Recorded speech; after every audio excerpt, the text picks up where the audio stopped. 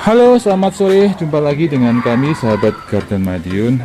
Dalam kesempatan kali ini, sahabat Garden Madiun akan mengedukasi bagaimana cara membuat media tanam pada tanaman tabu lampot khususnya. Karena ada beberapa pertanyaan dari para pencinta tanaman untuk pembuatan bagaimana cara pembuatan media tanam yang tepat untuk tanaman tabu lampot.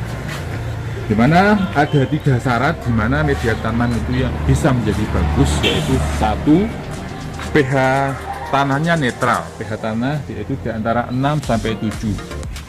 Dan kedua, tanahnya harus gembur dan poros. Poros artinya bila kena air itu mudah menyerap ya, jadi tidak bedek ataupun tidak tergenang airnya. Ketiga yaitu mengandung unsur hara mikro dan makro sekaligus mikroorganisme penyubur tanah. Oke, ini konsepnya untuk tabu lampot itu kita seakan-akan memindahkan habitat tanah pada tanaman aslinya di pot. Jadi kita akan mengolah beberapa komposisi bahan-bahan untuk media tanam supaya tanahnya menjadi benar-benar subur seperti habitat aslinya. Oke, ini kita sudah siapkan beberapa bahan-bahannya. Yang pertama yaitu tanah ya, otomatis kita ingin menanam itu tanah. Tanah itu ada 2, yaitu tanah berat dan tanah ringan.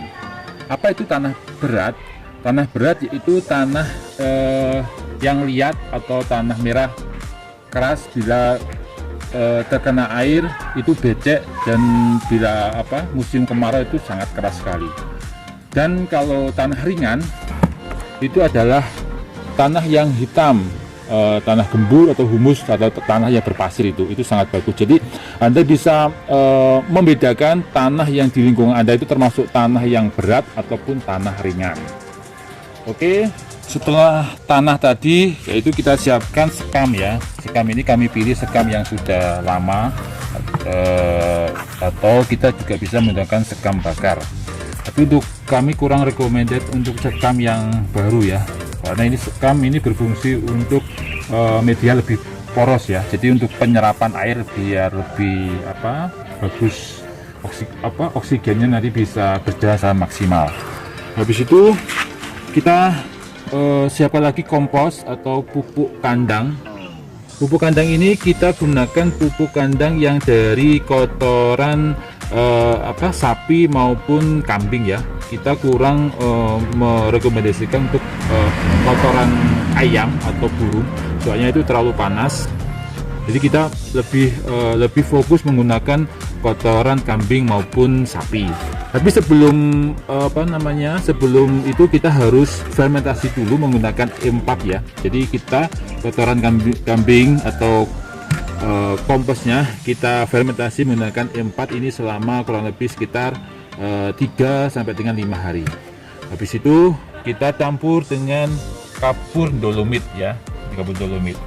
Oke, kita akan meragakan sekaligus menunjukkan aja ya, ini komposisi yang tepat untuk tanah yang berat maupun yang ringan. Pertama yaitu tanah yang berat tadi ya, tanah yang liat tadi, ini komposisinya. Untuk tanah liat kita gunakan 1 banding sekam bakarnya 3 sama banding 1 komposnya. Ini ya.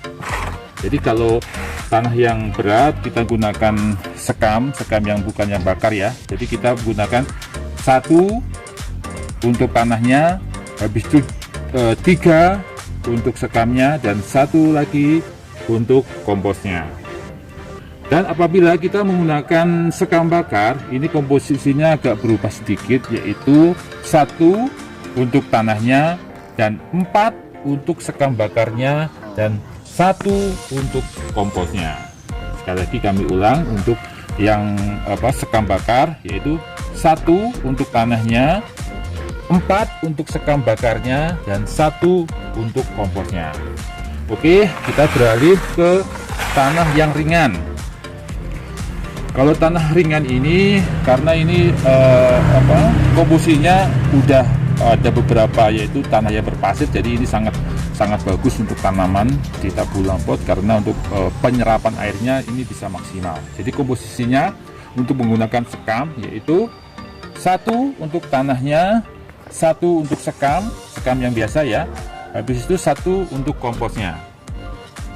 Setelah itu kalau kita menggunakan sekam bakar, itu 1 untuk tanahnya, 2 untuk sekam bakarnya, dan 1 untuk komposnya. Dan itu kita campur, dan jangan lupa untuk pemberian kapur dolomitnya. Ini kapur dolomitnya.